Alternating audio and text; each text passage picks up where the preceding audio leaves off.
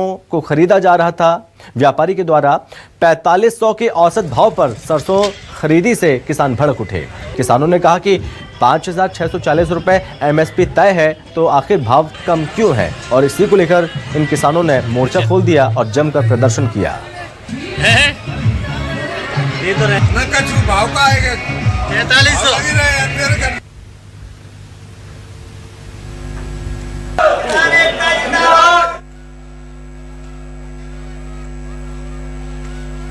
Sir परेशानी ये आ रही है, आज हमारा माल 4200 रुपये बेच रहा है, एकदम सूखा भी। इससे ऊपर मंडी प्रशासन बोली नहीं लगा रहा है, और आसपास की मंडियाँ क्षेत्र की मुरैना है, गोद है, वो सब 5200-5300 रुपये बेच रही हैं। क्या कारण लग रहा है ये भ्रष्टाचार? सर ये तो मनमानी चल रही है इनकी। आज कल मंडी बनती, आज महंगा माल थोड़ा ज़्यादा आ गया, इन्होंने 1000 रुपये कुंटल के हिसाब से भाव उतार दिए। सुबह किसी व्यापारी ने मुझे कॉल किया था मोबाइल पर कि यहाँ पर थोड़ा इशू हो गया है किसानों और व्यापारियों के बीच, तो मेरे द्वारा एसडीएम साहब को सूचना दी गई, तहसीलदार साहब को दी गई, और वो आए यहाँ पर और किसानों और व्यापारियों को साथ में बिठा के समन्वय के साथ वो इशू था वो ख़त्म कर दिया है।